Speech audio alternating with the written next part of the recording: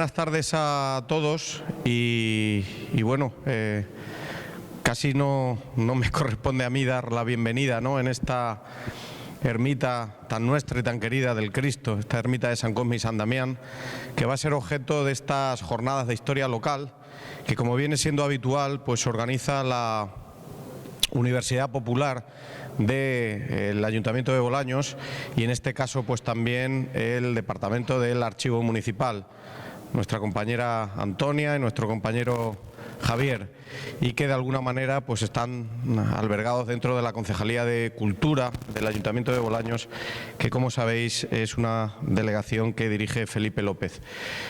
Bueno, pues es una gran satisfacción el poder tener estas jornadas de historia local en torno a esta ermita, que desde hace prácticamente 25 años vienen sucediéndose en ella las diferentes intervenciones que están dando lugar a que conozcamos mucho más profundamente pues su origen, su evolución, su desarrollo. Y yo creo que estas jornadas, y gracias a la participación de tantas personas, la mayoría de nuestro pueblo, también profundos conocedores de esa evolución y de ese desarrollo, otras personas también que nos van a acompañar de fuera, pues nos va a dar una idea mucho más certera, no solo de lo que es este edificio y de lo que ha supuesto, sino también de la propia historia de nuestro municipio. Quiero recordar, y me remonto a 25 años, porque fue, creo que en el año 98, en el que se empezó a restaurar el retablo que tenéis al fondo, a través de un convenio de colaboración con la Diputación Provincial, y quiero recordar también que fue a partir de esa restauración como, casi de manera casual, pues aparecieron pues los frescos que están en los laterales, y que dio lugar a ese objetivo de que poco a poco había que ir remontando, esforzándonos por tratar de descubrir mucho más allá de nuestra ermita.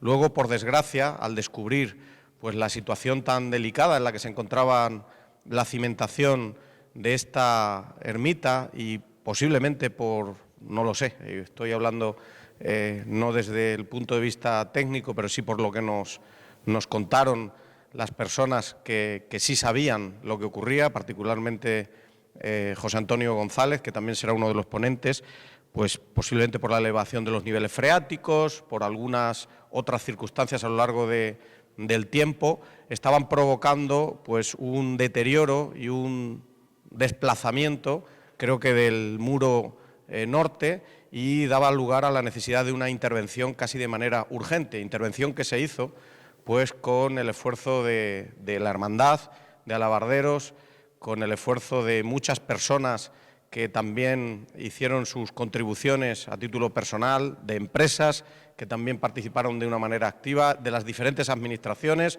pues empezando por el Ayuntamiento, pues la Junta de Comunidades de Castilla-La Mancha, la propia Diputación Provincial, y en definitiva pues un esfuerzo por preservar pues este magnífico edificio, patrimonio de todos y particularmente patrimonio del corazón de todos los bolañegos y bolañegas. No obstante, esta es la casa de nuestro patrón, el Cristo de la Columna, que ahí tenemos detrás.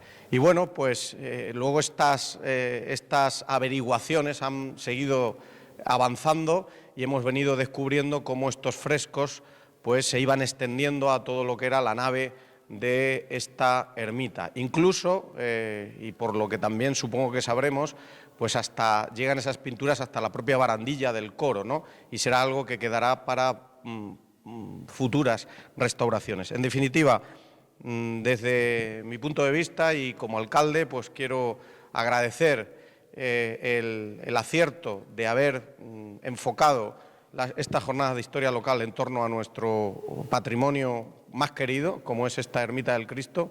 Espero que aprendamos mucho de estas jornadas. Estoy convencido de que no quedará aquí, sino que se seguirá avanzando.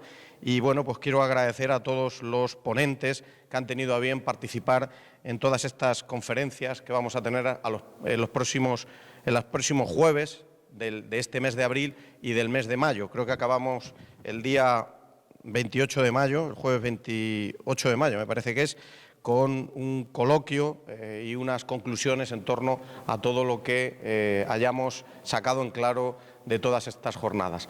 Por mi parte, nada más. Agradecer, como he dicho, a todos los que participáis, agradecer, por supuesto, a quien lo organizáis desde el Ayuntamiento, tanto el Archivo Municipal, la Universidad Popular y, por supuesto, a la Hermandad de Alabarderos del Cristo de la Columna, por todo el trabajo que vienen haciendo, por el que están desarrollando y por el que estoy seguro que van a seguir haciendo en el futuro. Decir que la colaboración y la ayuda que han tenido desde el Ayuntamiento la seguirán teniendo y ojalá, y espero que también así sea, se seguirá manteniendo también y encontrando colaboraciones pues en otras administraciones públicas. Por mi parte, nada más, y voy a dar paso a la primera jornada, que en este caso pues va a estar protagonizada o va a estar dirigida esta primera ponencia por dos paisanos, arqueólogos, Ángel Aranda Palacios y Petra Martín Prado, que, como sabéis, pues fueron los que dirigieron todo lo que es el estudio y prospección arqueológica necesario antes, durante todas las obras que se realizaron en este último episodio de, consolidación y mejora de todo lo que es este edificio. Así que, por mi parte, nada más, y le paso la palabra pues tanto a Ángel Aranda como a Petra Martín. Muchas gracias. Hola, buenas tardes. ¿Se oye bien, imagino? Con vuestro permiso y para que la ponencia sea más aclaratoria y más fácil de escuchar, me retiro la mascarilla. En primer lugar, tanto mi compañera Petra como yo, agradecer a las personas que hacen posible estas jornadas, en este caso a Antonia y a Javier, que tanto desde el Archivo Municipal como de la Universidad Popular tuvieron a bien la idea de realizar estas jornadas, puesto que era muy importante que la intervención que se realizó en esta ermita quedase plasmada en unas charlas y que esperemos que en el futuro incluso puedan quedar plasmadas en una publicación. Todas estas, y desde aquí aprovecho para Antonia y a Javier, tengamos esa posibilidad, ¿no? Por otro lado, a la hermandad, tanto mi compañera como yo, queremos agradecer la posibilidad que nos dieron de dirigir y aconsejar y ayudar en todo lo que estuvo en nuestras manos para que esta intervención fuera, porque así lo ha sido, un ejemplo de actuación en el patrimonio histórico-artístico, ya no solo local, porque es el que evidentemente conocemos aquí en Bolaños, sino fuera de Bolaños siempre fue, durante la ejecución de las obras y a posteriori, un ejemplo de actuación en torno al patrimonio. Sí que es cierto que se creó un grupo interdisciplinar de personas dirigidas para redactar un proyecto en que estaba a la cabeza el José Antonio González Baos, que es el arquitecto, y desde entonces pues se terminó por una serie de fases actuar en esta ermita. Vamos a ir introduciendo, porque nuestra labor como arqueólogos fue el estudio de la ermita y luego el seguimiento de cada una de las actuaciones que se han ido realizando en este edificio.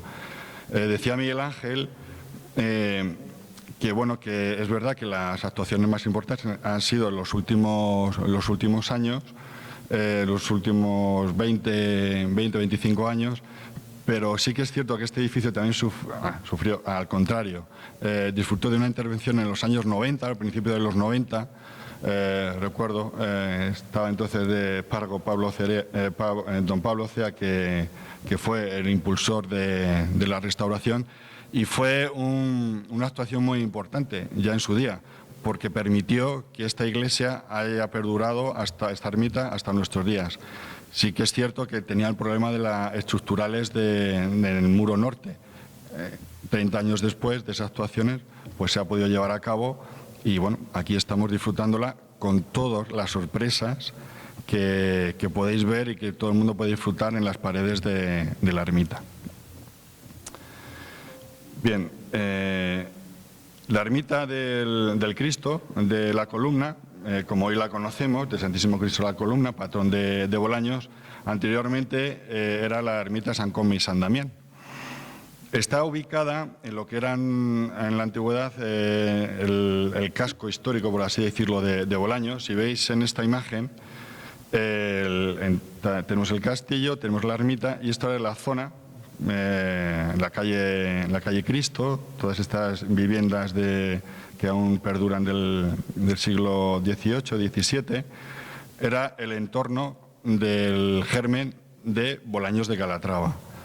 Por eso, el aspecto que hoy tiene difiere en parte del que tuvo en su origen.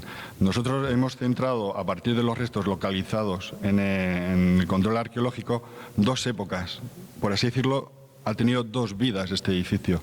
Una época de fundación, que es una iglesia medieval, pequeña, de pequeñas dimensiones, para un pueblo reducido, bien, y que luego, por la ampliación de la población, del edificio, de la localidad, se amplía ya en torno al siglo XVII, ¿de acuerdo? Pero tenemos que tener presente que es seguramente la primera ermita que tiene este municipio, ya cristiano, ya ocupado por las tropas cristianas, porque no hay que olvidar que este castillo que tenemos aquí nuestro era de origen árabe y que luego la Orden de Calatrava en el siglo XIII pues lo interviene en él y lo adecua para como sede de una encomienda. Pues entonces, como buena orden militar religiosa, tenía que construir una ermita. Lógicamente, esta ermita estaría cerca del castillo, que era el germen del pueblo. Y era una ermita pues típica medieval, pequeñita, de una nave, y que ya iremos explicando. Estas son unas distintas vistas de la ermita, como podéis ver. Esa ermita que os hablaba coincide justamente con lo que es la nave principal, y luego se añadió estas tres capillas y este presbiterio, ¿vale? Todo este conjunto que os estoy marcando era el espacio que ocupaba la ermita. Uno de los detalles más significativos que todavía se puede ver desde la calle pues son restos estructurales de puertas, de la puerta medieval, de la cubierta, que era una cubierta a dos aguas. La bóveda que vemos hoy no tiene nada que ver con aquella ermita medieval. Y en fin, fueron cambios que se produjeron con la reforma del siglo XVII de la ermita.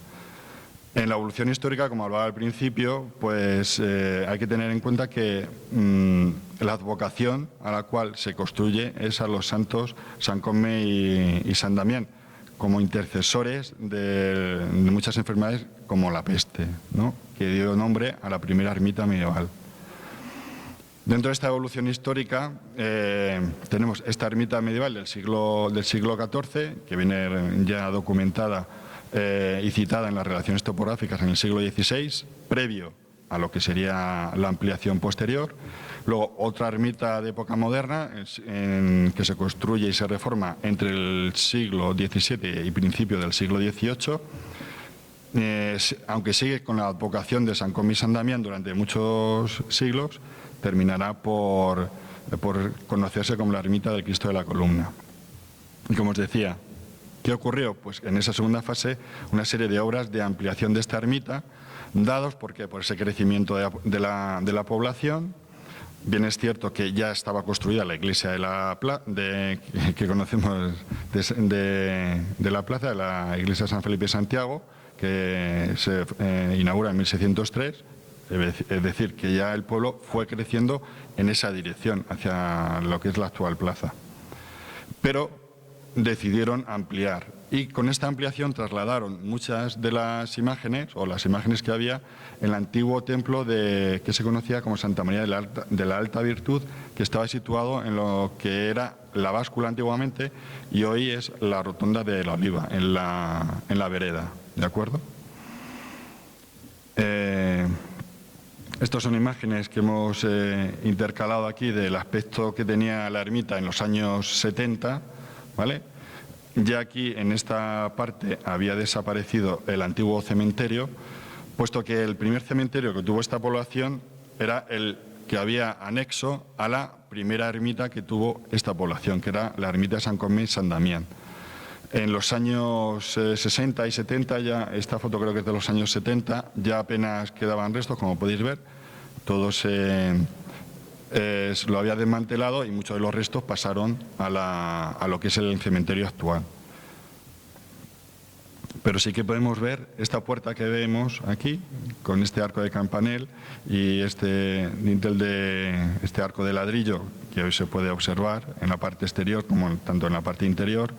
Era el único acceso que tenía el cementerio. Un cementerio que ocupaba todo este espacio que vemos aquí, ¿vale?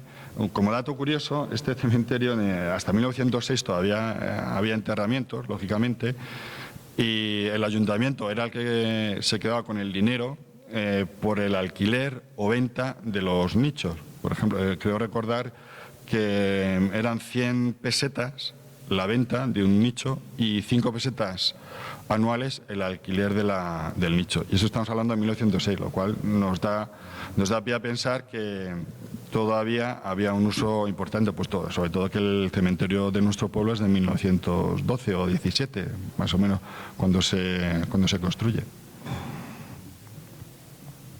Dentro de esta evolución, el aspecto interior pues difiere un poco del que tenemos actualmente. En cuanto a decoración, por ejemplo, en esta boda de 1950, que pudimos recopilar esta foto, se ven estos trampantojos que estaban entre los pilares de las paredes de la ermita. Y, en fin, decoración que ha llegado hasta nuestros días, alguna, como es el caso de los arcos de la bóveda, y otras pues que no llegaron y que desaparecieron posteriormente. Uno de los restos que apareció durante las obras fue al fondo, en la pared oeste, los restos de una ventanuco, es una ventana abocinada que correspondían, a algunas personas lo recordarán, a la casa del santero que estaba situada a los pies de la ermita. Entonces, cuando se fue picando la pared para retirar el tema de las humedades y poner nuevos revestimientos, pues apareció esta ventana que se decidió integrarla como parte, de la historia de la ermita, ¿vale? Fue descubierta en 2009, en las actuaciones anteriores a las últimas del 2015 al 17. Esto es otra imagen, como os decía, de los años 70, en el que ha desaparecido el que está documentado como todo el cierre que tenía, que posteriormente se recuperó en torno al lado sur de la ermita. En estos años había desaparecido toda esa balaustrada de hierro que vemos ahora y toda la verja y el murete que ahora está reconstruido, ¿vale? En estas fotos ya se ve, fueron anteriores evidentemente a las actuaciones de los años 90, cierto deterioro en la espadaña, en la parte exterior del cimborrio, de la cúpula de la ermita, lo cual ya pues daba pistas de la importancia de la actuación en ella. No obstante, las principales intervenciones que se han realizado entre el siglo XX y el siglo XXI han sido en los años 70, quizá antes de los años 60 y 70 es cuando termina, ha sido el desmantelamiento del cementerio anejo. En los años 90 las actuaciones que os decía anteriormente, en la fachada, cubierta, la construcción de nuevo de esa verja y jardín. En los años 2008 y 2009 se hizo la primera actuación del tratamiento de humedades en el interior y en el exterior, que fue cuando esto le doy el protagonismo a mi compañera Petra, porque fue la que descubrió en las paredes, se iba quitando el paquete de enlucido, no sé si recordáis, tenía un zócalo de casi más de 1,5 metros gris alrededor de todo el interior de la ermita, que producía, eran como una cámara de aire, pero lo que estaba produciendo era más humedad todavía. Entonces, al desmantelarlo y eliminarlo, picamos la pared y fue cuando aparecieron unos colores rojizos y fue el primer hallazgo de las pinturas medievales. Luego se para las intervenciones y de nuevo en 2010 se hace otra actuación que afecta a la ermita, que también nosotros tuvimos la oportunidad de dirigir arqueológicamente, que fue el desmantelamiento del jardín anexo que se construyó en los años 90 sobre el espacio del cementerio, y se construyó un espacio abierto, una nueva plaza, ¿vale? Esto permitió que los problemas de humedad que tenía el lado norte venían parte dados por una fuente, por la fuente y por la humedad que producía toda esa vegetación. Al liberarle de todos esos problemas que producía en el muro norte, pues se comprobó que se desecó mucho el muro y permitió dar respiración junto con el foso perimetral que tienen los pies de la iglesia alrededor, en el exterior, dar a la iglesia, por lo menos a su cimentación, eliminar parte de las humedades que producían desde el subsuelo. Luego, el 2015 y el 18, en el plan director que decía al principio, se produce la restauración interior, en la cual vemos hoy los resultados, y del exterior.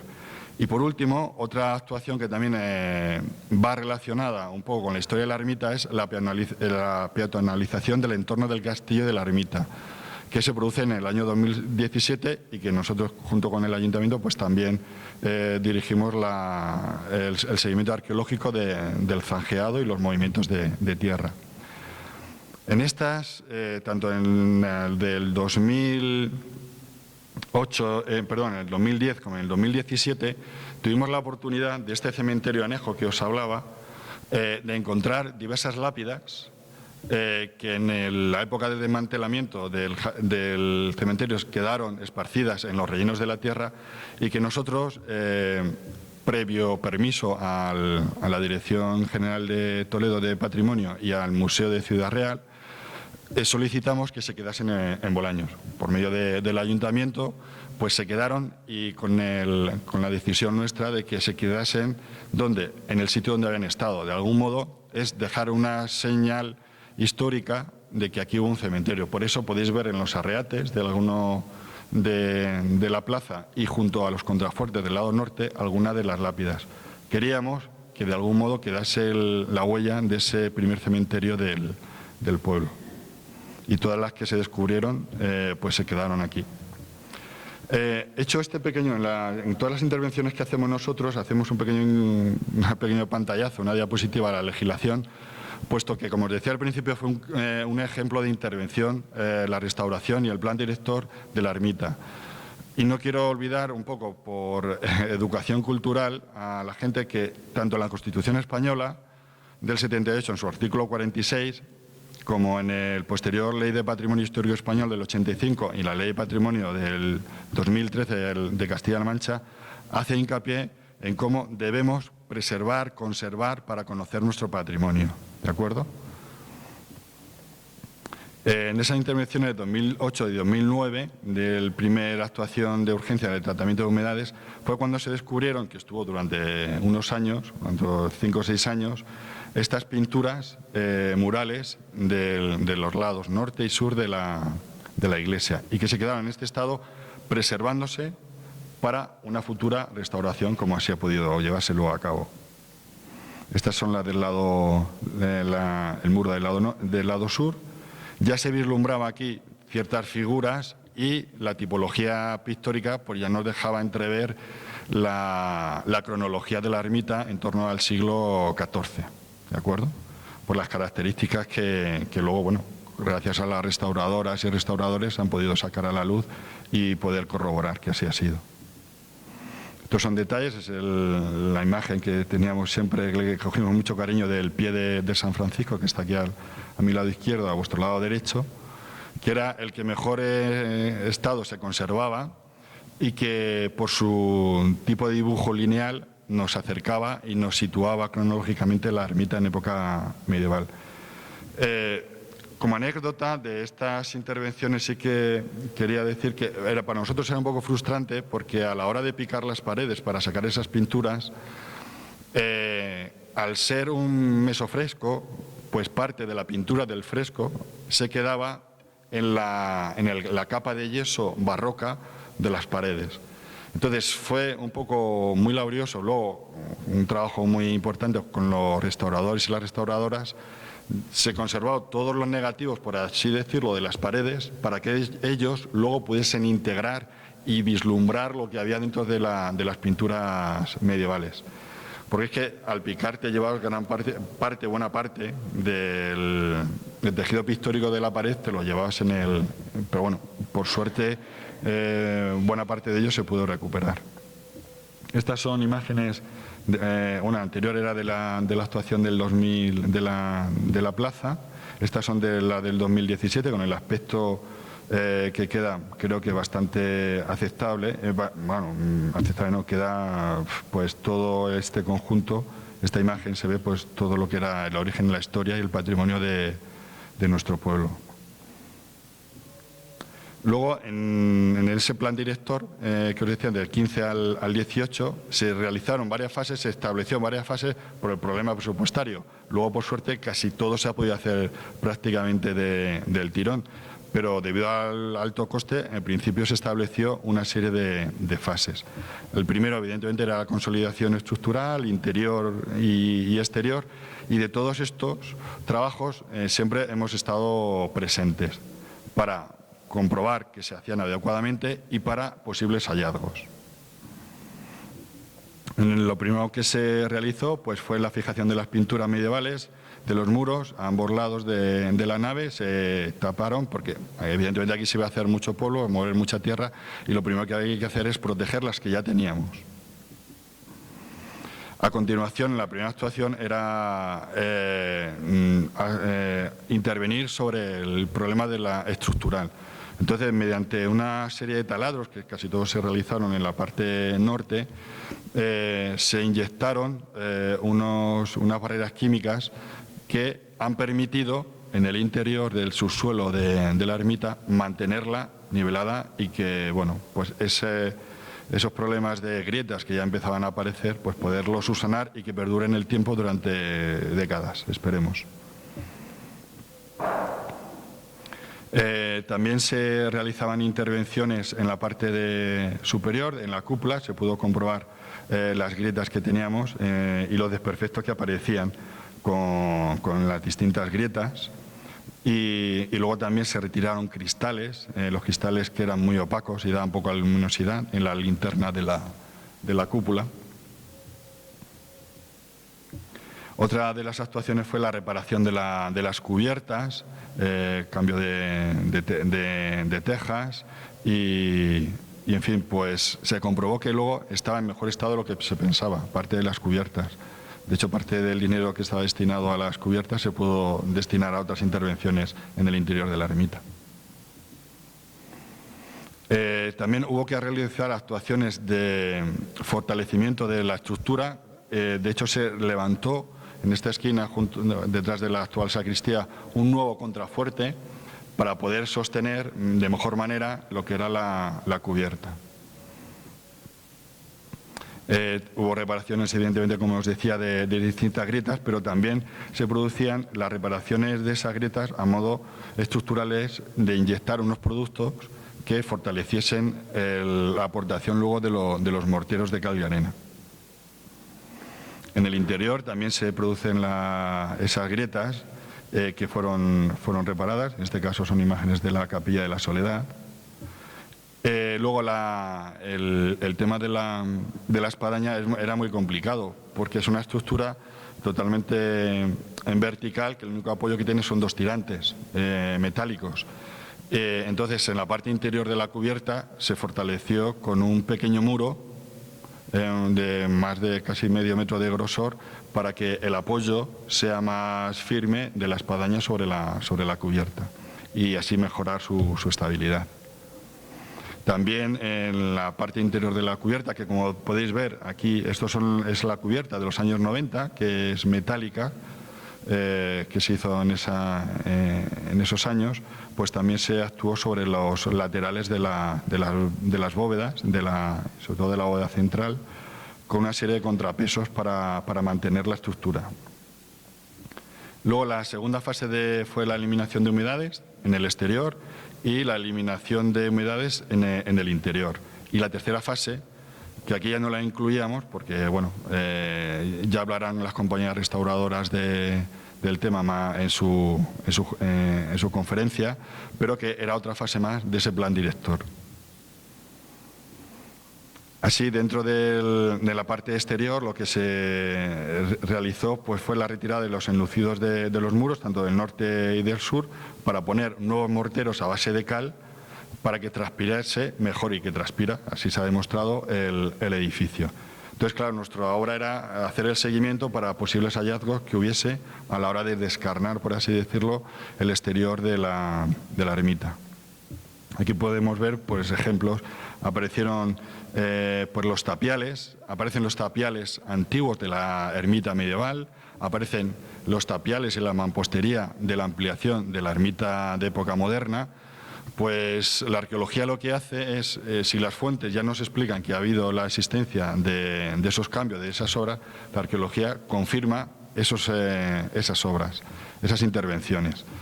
Aquí podemos ver eso que decía, las reparaciones mechinales, que son los restos del andamiaje de madera que se utiliza para construir la ermita, tanto en época medieval como en época moderna, y que queda la huella dentro de los muros del edificio.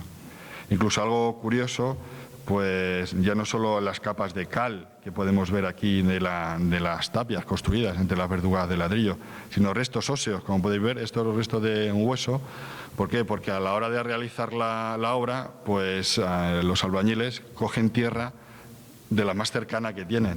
Esa tierra pues era tierra de un cementerio. Entonces, esas primeras capas y niveles de revueltos de los cementerios antiguos, pues estaba aquí.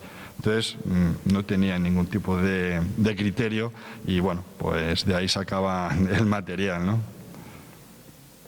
Luego también se pudo documentar los enlucidos, tanto el medieval como el barroco. En este lado veis el enlucido barroco, que es a base sobre todo de cal, que estaba protegiendo las tapias, y de este lado, que es el enlucido medieval, del que se dejaron dos testigos en la parte norte en la parte este de la ermita. Aquí pues los trabajos posteriores del nuevo enlucido con nuevos morteros de la ermita. Luego, pues lo que decía, pues ¿qué apareció aquí? Pues los restos de la cabecera de una tumba. Esto concretamente, evidentemente, en el lado norte de la ermita. Y luego pues se documenta, se fotografía, se describe y luego se amortiza, se cubre, porque bueno, bajo nuestros criterios pues no da lugar el dejarlo visto. Estos lados continuamos con la eliminación de los enlucidos y los enllagados, en este caso de la capilla de San Antón. Ver la distinta tipología constructiva en la parte inferior a base de tapial, en la parte superior a base de mampostería, y esto es el resultado final que podemos ver hoy. Luego también distintos elementos que se habían visto desvirtuados de su origen, como era el caso de esta ventana, que es la que tenemos en el muro sur de la capilla conocida como de la Soledad, pues en algún momento se había descolgado, por así decirlo. Entonces lo que se trataba siempre en la intervención del plan director es recuperar los elementos como la medida en su origen, como habían estado en su origen. Entonces esta ventana se eliminó esta parte de arriba, como podéis ver desde el interior era un pastiche de mampostería, y se ubicó la ventana en su posición original. Como podéis ver, ya está por encima del zócalo de la iglesia, y la parte de arriba, el dintel de los ladrillos a sarinel, pues ya está en el borde. Evidentemente en algunos puntos pues se tuvo que introducir algunas vigas nuevas de madera para mejor sostenimiento del vano. También se pudo intervenir en el alfiz, un corresto que nos queda de la puerta antigua de la ermita, que está justamente en la entrada actual, pues al lado izquierdo. Queda el resto del arco y el resto del alfiz de ladrillo, que es la antigua entrada, que parte la utilizan para abrir el nuevo vano de la puerta de mayores dimensiones de la iglesia barroca. Luego también se tuvo la oportunidad de recuperar y reabrir lo que era el transparente, la cabecera de la ermita, con un nuevo transparente. Aquí distintas fases de la intervención. Esto es del lado interior, como podéis ver. Esto era el muro que tenía a base de ladrillo cegado, pero nos permitía ver que eso en algún momento evidentemente había estado abierto. Sí que es cierto que había alguna documentación gráfica de alguna foto aérea antigua de los años 40, creo, en el que se veía una ventana. Entonces eso también es documentación que nos ayudaba para saber que ahí existía el transparente.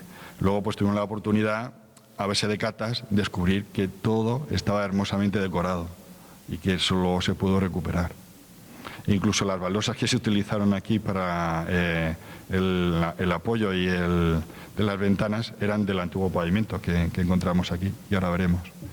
Luego también pues, se intervino en la liberación un poco de ese zócalo de los años 90 que daba problemas de humedad, también se liberó a la ermita de él, y se amplió ese foso en el lado sur, concretamente rodeando la Capilla de la Soledad.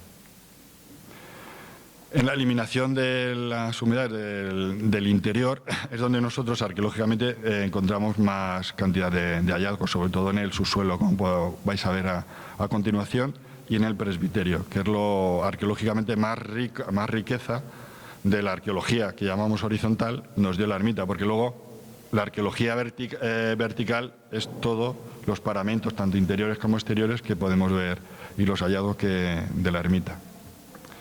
En este caso nos centramos en primer momento en la eliminación de las humedades que producía tanto los frisos de mármol como esta escalinata del presbiterio que conocíamos antiguamente, antes del inicio de las obras. Podéis ver aquí las imágenes. Ya se hicieron una serie de catas y se comprobaba en las paredes si había algún elemento, y pues tuvimos la noticia de poder ver aquí, en este caso, en el lado mío, en el lado sur, en un espacio que estaba destinado, imaginamos en su origen, como pequeño limosnero, veis aquí la tapa, y para uso de las vinajeras cuando se celebraba la Eucaristía. Se empezó a eliminar todo esa escalinata de color rojo que conocíais y el mármol de las paredes, como podéis ver, para liberar el presbiterio de esa humedad. Entonces, conforme íbamos eliminando, pues nosotros los arqueólogos pues vamos descubriendo pues las distintas capas de las fases históricas que ha tenido. Entonces, en la primera pudimos documentar este presbiterio anterior. Aquí ya se vislumbraba una serie de baldosas hidráulicas que estaban bajo las que conocíamos de color rojizo. Luego debajo de estas se vislumbraba ya, al desmontarlo, una baldosa de barro bajo esas baldosas hidráulicas, y un presbiterio de menores dimensiones. Tenía aquí un pequeño muro, aquí otro murete, y aquí una escalinata que en algún momento daba acceso al altar, pero que en otro momento pues fue cegada y amortizada. Y luego pudimos descubrir en este pequeño friso de los muretes los detalles de dos cruces, como podéis ver, en los frontales, a modo de decoración de los pies de ese presbiterio. En este caso eran de la Cruz de Montesa y la Cruz de Calatrava, los restos. Evidentemente, a partir de las obras que se realizaron con el presbiterio que hemos conocido, pues mucho de la documentación pues se pierde, porque durante las obras pues se va perdiendo restos de lo que había anteriormente, ¿no? Continuamos, eliminamos en primer lugar el pavimento hidráulico que había en la parte superior de este segundo presbiterio, y empezamos a eliminar ese murete de ladrillos que veíamos, buscando una posible escalera que tuviese este presbiterio. Se vació completamente y, para grata sorpresa, pues vimos cómo debajo se confirmaba un anterior pavimento de baldosa de barro de época barroca, de la construcción de la ermita del 17, y luego cómo para construir ese segundo presbiterio que veíamos anteriormente se reutilizó parte de baldosas, de esas baldosas de barro, e incluso fragmentos de piedra de los escalones del que será el primer presbiterio de la ermita, y que ahora se ha tratado de recuperar. Entonces veis cómo se amortiza, se reutilizan para hacer estos pequeños muros. Luego quedan las huellas también de esos dos escalones en la pared, justamente enfrente nuestro, que nos permitió documentar cómo era y las dimensiones que tenía el primer presbiterio y altar de la ermita, para luego bajo criterio de todos los que componíamos el equipo, se decidió recuperar ese pequeño altar primitivo. Aquí, como podéis ver, ya se había desmantelado todo, aún quedaban estos dos muretes, y ya nos aparece el tercer presbiterio, las huellas de ese tercer presbiterio. Sobre todo, veis aquí los restos de la mesa del altar, que queda la cimentación, y en los laterales las marcas aquí que estaban de los escalones. Era evidentemente de menor dimensión. Pero sobre todo lo que esta excavación nos permitió es ver el cierre de la cabecera de la antigua ermita. Este muro que veis aquí, que sirve como apoyo para este presbiterio, este tercer presbiterio, según lo vemos, tercer porque es el que nos encontramos en la excavación, pero primero porque es cronológicamente el que primero se construye. Pero nos permite ver cómo era el cierre de esta ermita medieval rectangular con una cabecera plana. Aquí, una vez que hemos eliminado los dos muros que sostenían el segundo presbiterio, pues ya vamos viendo la fisonomía de lo que nos va dibujando el presbiterio más antiguo y el cierre. Y así también, tanto por las huellas de los escalones como por las huellas de la colocación de las baldosas de barro y los ladrillos de barro. Este dibujo arqueológico, tan magníficamente coloreado por mi compañera Petra, como siempre hace, pues se ve muy bien todos esos detalles que a lo mejor en las fotos se nos pasa, ¿no? Y que por metodología tenemos que realizar. Aquí vemos esos tres pavimentos, ese pavimento rojo que hemos tenido hasta hace unos años, el pavimento hidráulico de principios, en torno a los primeros 25 años de las primeras décadas del siglo XX, y ese de barro, que era originaria de la época barroca. Luego se continuó, se excavó y se vació todo, se veía hasta el final de la pared del presbiterio actual, se quedó colgado, por así decirlo, prácticamente el retablo, y pudimos ver la mampostería de esa ampliación del edificio, un gran arco, unos machones de ladrillo y el vaciado y ampliación de esa mesa del altar y la mesa y los cimientos de la cabecera de la antigua ermita.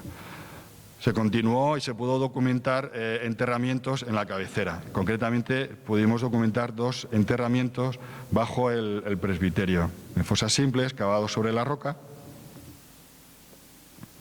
Aquí estaban justamente en aquel extremo. Bien, aquí, como podéis ver, no se le ve el resto de la pierna, pero el resto de la pierna es que aquí ya habíamos construido este ladrillo para que no se nos cayera el retablo, pero el resto del cuerpo, de los pies concretamente, continuarían en el interior. ¿Vale? Esto es un ejemplo de fichas arqueológicas que se realizan para documentar los restos de los enterramientos, donde ponemos las características, medidas, incluso a partir de los rasgos óseos, bueno, ya con colaboración de algunos amigos paleontólogos y médico forense que también nos ayudó, pues saber incluso algún tipo de enfermedades, datar la edad y demás que pudo tener. En este caso era una mujer anciana, los restos de este enterramiento, el segundo, de esta parte, ¿vale? Esto es decir que estos enterramientos son de época moderna, cuando la iglesia ya se ha ampliado. Luego, una vez que se documentó esta fase, se continuó levantando toda la pavimentación de la ermita, lo que nos permitió ver las distintas fases de solados de la ermita, ¿vale?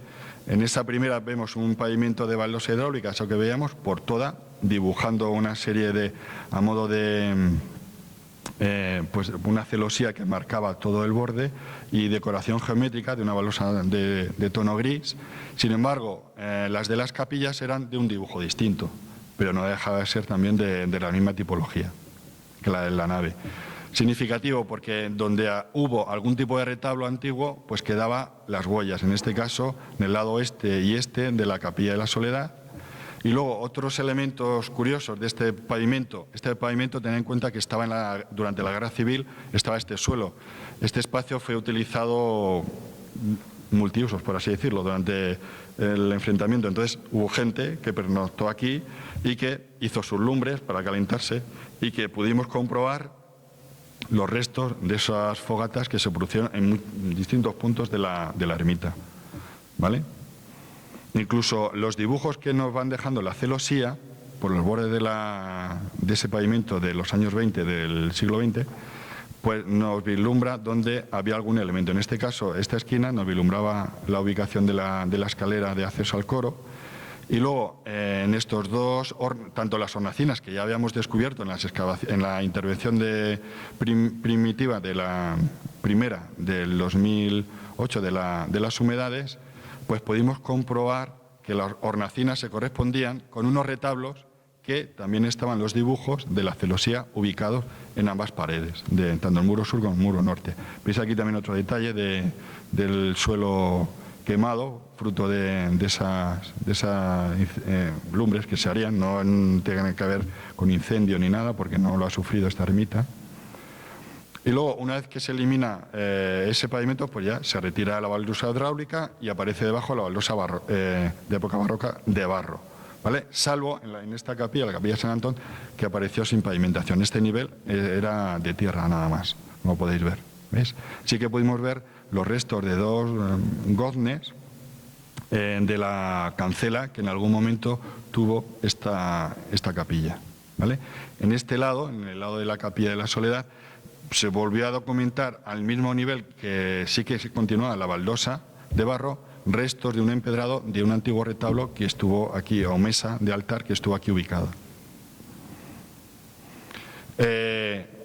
Igual que nos ocurría anteriormente con la baldosa hidráulica, con la baldosa de barro a ese nivel también se vislumbra los restos, como podéis ver aquí, y en este lado, justamente debajo también de las hornacinas, de donde estaban ubicados los retablos más antiguos, los retablos barrocos. Se ve la huella perfectamente en este lado aquí y aquí. Y otras huellas, pues como fueron. Pues por ejemplo teníamos aquí lo que es la base del púlpito, que estaba en esa esquina, ¿vale? O aquí los restos de la columna de la antigua escalera, que quedó la huella sobre la baldosa. En la parte de atrás, hoy, aprovechando uno de los sondeos que se realizaron, se dejó la huella de dos baldosas para ver toda la cronología de la pavimentación de la ermita. Esto es el aspecto que presentaba la ermita con esa pavimentación original de la ampliación barroca. Luego se decidió hacer unos sondeos para hacer un estudio arqueológico de los restos que hubieran dentro de la nave. Concretamente, una vez que se realizó la excavación del presbiterio, se realizaron 6 sondeos, uno justamente bajo el lugar donde me encuentro, otros 2 a los pies en el muro sur y muro norte, lo que era el arco toral. Este segundo, el sondeo cuarto, se realiza justamente enfrente de la entrada de la antigua ermita medieval, otro a los pies, que es el que se ha conservado hoy en día, que está acristalado, y otro, el sexto, junto a la puerta del cementerio. Se pueden documentar distintos enterramientos en este sondeo primero, como podéis ver. Concretamente en este aparecieron 3 restos, eran los restos más modernos. Concretamente estos son de los últimos enterramientos que se pueden realizar dentro de la ermita, puesto que con Carlos IV en el siglo XVIII ya se dejan de realizar enterramientos por cuestión de salubridad dentro de las ermitas y dentro de las iglesias, y se obliga a los ayuntamientos y los concejos a construir nuevos cementerios, y casi todos los enterramientos ya se van a hacer en el exterior, en el cementerio que tendríamos anejo. Esto nosotros lo situamos en torno a principios del siglo XIX, 1800. Se conservaban eran concretamente 2 mujeres y un chico. En este, por estratigrafía, era el último. Y como podéis ver, estaban mirando, salvo este, que es lo curioso, están mirando hacia el altar. La dirección de todos los enterramientos, tanto los que hemos visto antes, están mirando hacia el este, hacia la cabecera de la iglesia. Este es el que conserva todavía restos de madera, de clavos, incluso en los pies restos de las sandalias, de la mortaja que tendría, puesto que estos enterramientos todos eran, aquí no sé si se ve muy bien, es la línea de la madera ya descompuesta, estos enterramientos más contemporáneos, más cercanos a nosotros, que se realizan con ataúd. Los que veíamos anteriormente son con sudario, por eso no quedan restos de la descomposición de la madera ni restos de los metales, de los clavos de esos ataúdes. Hay en todos los sondeos vemos siempre una capa de revuelto, porque es que se producían los que llaman reducción de restos, que había enterramientos y se podía producir otro enterramiento, se desmantelaba a base de estas baldosas que eran biseladas en las esquinas para facilitar el desmontaje de la baldosa y poder reducir restos y realizar otro enterramiento, sobre todo en estos de época moderna y contemporánea. Porque lo que vamos a ver de época medieval, que estaban situados a los pies de la ermita, esos están a casi 1 metro, a 70-80 centímetros. Esos seguramente, pues, por así decirlo, se alterarían menos. Esto es el dibujo, nuevamente. Algo que os puede llamar la atención aquí veis estos dos enterramientos y aquí la disposición de estos enterramientos que hay, que se corta. Como podéis ver, esto es el corte, esto es la roca, esto amarillo es la roca natural, la roca caliza del terreno, y para hacer estos enterramientos cortan la roca para depositarlos, ¿no? Y es curioso, nos aparecen unas líneas blancas, ¿veis aquí? Eran los restos de los antiguos bancos de la ermita, que estaban de algún modo acogidos con yeso, eran fijos en la nave de la ermita. Fue un dato muy curioso de ver. Esto es otro ejemplo de la ficha que os decía anteriormente, en este caso de la época histórica, de la época, como os decía, época contemporánea. Y este es concretamente este enterramiento, el más cercano a nosotros, de un joven de entre 16 y 18 años que tenía una longitud de 2 metros, es decir, que ya había gente mayor. La falsa historia que no pensamos que la gente antes, sí, sería algo más pequeña, pero había gente también de buena estatura. Luego, en los sondeos laterales se pudo comprobar cómo esta roca de cimentación, que esta roca del terreno, seguía cortándose para poder realizar los enterramientos, pero ya se decidió no llegar a enterramientos más inferiores, sino que solo se vació unos 30-40 centímetros, que era esa capa de revuelto de tierra, de ladrillos, de cascotes y de restos óseos, producto de la reducción de restos. Pero también nos sirvió para ver esa cimentación de este gran arco toral que da pie a la cabecera, que daba pie a la cabecera en la época de la ermita medieval. Estos son los dibujos, como podéis ver, detalles de las baldosas, de los sondeos. Bien. Esto es el trabajo de la documentación de todos los restos arqueológicos. Este es, ¿veis?, a la altura donde estaba la basa esta del antiguo púlpito, aquí en este lado. Y bueno, luego tenemos la oportunidad desde la cúpula de hacer fotos que quedaban muy impresionantes, una foto cenital de cómo quedaba la disposición de ese subsuelo de la ermita y de esos enterramientos. Ves detalle del perfil del sondeo ya, en este caso el sondeo 4, que estaba a los pies junto a la puerta y que nos permitió documentar debajo de este pavimento de época de la iglesia de época moderna del 17, el suelo que tuvo la iglesia medieval.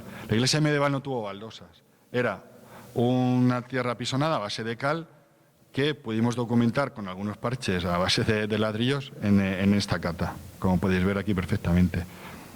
¿Vale? Y luego, bajo toda esta amalgama de revueltos, pues nos aparecieron los restos de los enterramientos ya de época medieval, que nos dieron más resultados arqueológicos y que incluso tenían, aunque todos tuvieron restos cerámicos, pero estos nos tuvieron el detalle de aportarnos incluso material, pues como como anillas de pastas vítreas, restos de cuenta vítrea de rosarios, de colgantes, que en los enterramientos más contemporáneos no habíamos encontrado. Estas son las distintas fases. Esto es una imagen cenital de los enterramientos. Ves cómo está cortada ligeramente la roca para hacer estos dos enterramientos en fosa simple. Veis aquí como ya se dejaba ver otro enterramiento que se decidió no excavar, pero hay que imaginarse que pues, hoy en día pues, todos esos restos están depositados bajo el subsuelo de la nave, ¿no? Otro ejemplo de otra de la asfixia, en este caso era una mujer joven, el resto de este enterramiento, que como curiosidad respecto a los que están situados bajo el sitio donde me encuentro, estos eran con sudarios, estos no tienen tipo de ataúd ni de caja, y en la cabeza tenía dos piedras justamente detrás de la nuca a modo de almohada o de apoyo para sostener la cabeza. Justamente en esta parte lo podéis ver, ¿vale? Y luego, pues muchos cráneos, fruto de ese revuelto, de esos trabajos de enterramientos que aquí se producían. Este es el sondeo número 5, que es el que hoy se ha conservado y en el que hemos intentado pues, dejar los restos que hay en la ermita. Esos restos de los distintos pasos, de distintos pavimentos, incluido este pavimento que es el de la época medieval, a base de cal y arena apisonada, y debajo, como ya se vislumbraba aquí, los restos, los rotos producidos para algún tipo de enterramiento que ya se decidió ya no excavar más, ¿vale? Y esto pues en la recuperación del sondeo que podéis ver actualmente en la parte sur. Y este es el último sondeo que se realizó, el sondeo 6, a los pies de la iglesia de la puerta de la ermita. Y en este no se bajó más centímetros porque se corroboró ese revuelto de tierra, de cascotes y demás, pero luego bajo él, ya, si veis este punto negro, era el inicio de los enterramientos, era un hueco porque algunos enterramientos dejan oquedades, los restos de la caja y hacen un vacío en el terreno, como un negativo, y bueno, puesto que ya habíamos documentado perfectamente el tipo de enterramientos, pues se decidió dejarlo hasta esta cota, este sondeo. Este es el dibujo. Y esto es lo que os decía, algunos de los fragmentos de cerámica que nos ayudan también a datar, a decir cronológicamente de cuándo eran los restos que aquí existían. Por esto desde atanores, desde tuberías, tinajas, lebrillos, fuentes, que en este caso eran desde época medieval, los más antiguos, hasta época moderna y contemporánea. Veis aquí restos de tinaja, de tapadera, de cerámica vidriada, ¿veis? Incluso de algún restos de un botón de bronce. Aquí veis cantimploras, tinajas con decoración en zigzag, con fondos de atanores, cazuelas, restos de tacitas, de jarritas pequeñas. Y bueno, en este sondeo 4, lo que decía anteriormente, el que pudimos ver y documentar los restos de estos elementos decorativos, de pastas vítreas, estas pequeñas cuentas y esta pequeña anilla, incluso un alfiler y un botón con restos de tejido. ¿Vale? Luego el procedimiento fue taparlo todo, los restos óseos continúan ahí, con geotextil y con arena, todos los sondeos se pasaron a taparlo, una vez documentado y hecho el estudio arqueológico, y se empezó a desmantelar el pavimento de baldosa de barro hasta que llegamos al nivel de tierra previo al de los enterramientos por toda la iglesia. De hecho, por ejemplo, aquí, en el caso de la capilla de San Antón, se vislumbraban ya en restos de otros posibles enterramientos, pero que ya no se excavaron. Este es el aspecto que presentaba. Veis la roca natural del terreno. Aquí ya se ve otro corte de un posible otro enterramiento que estaría aquí junto al presbiterio.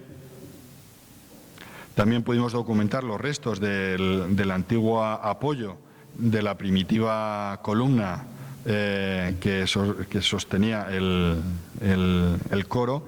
Incluso en la puerta actual, los restos de las puertas, de los goznes que tendría originariamente la primera puerta. Luego, pues bueno, pues se compactó todo el terreno, se niveló, se echó una nueva solera y sobre esa se pavimentó con una baldosa de barro puesto que se trataba de recuperar ese aspecto de esa pavimentación de época barroca.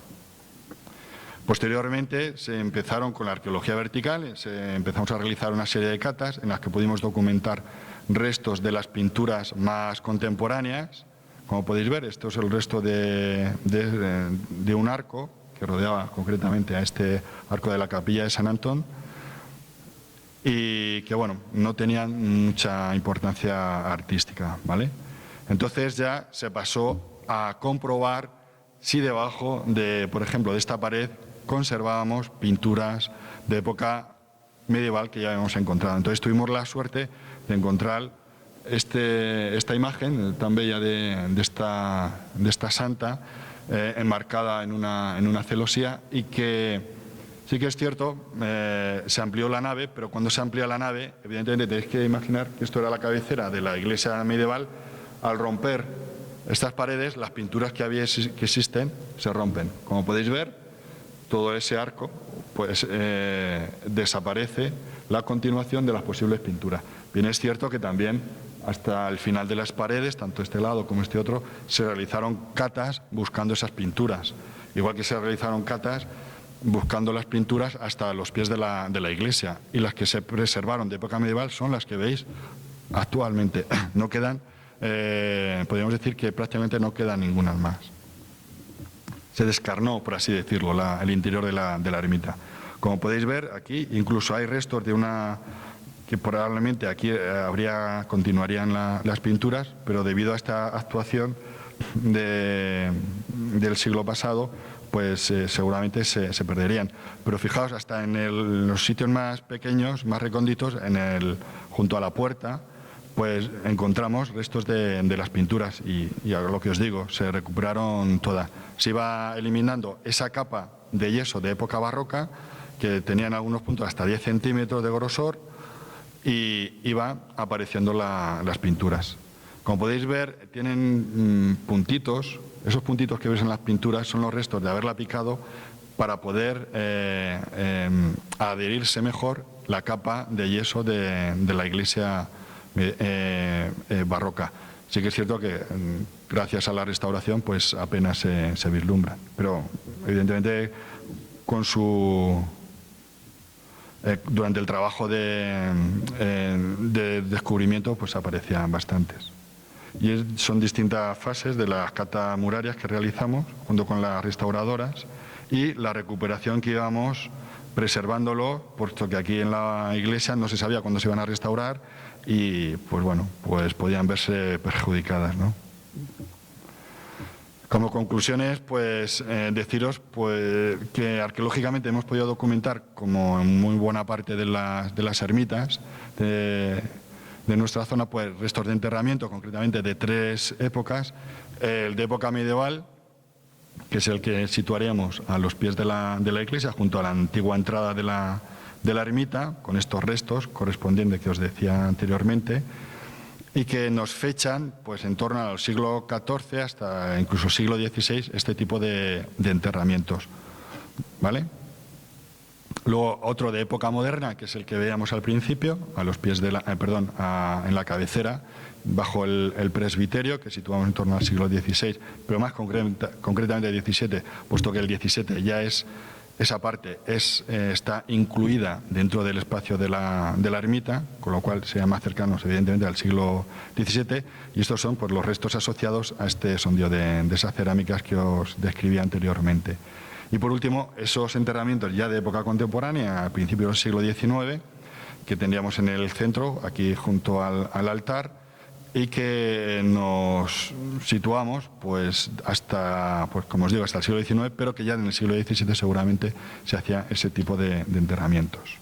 Estos son, a grosso modo, imágenes de las distintas fases que os hemos estado exponiendo, en este caso de los pavimentos y en este caso del presbiterio, esas 3 fases constructivas diferentes, ¿de acuerdo?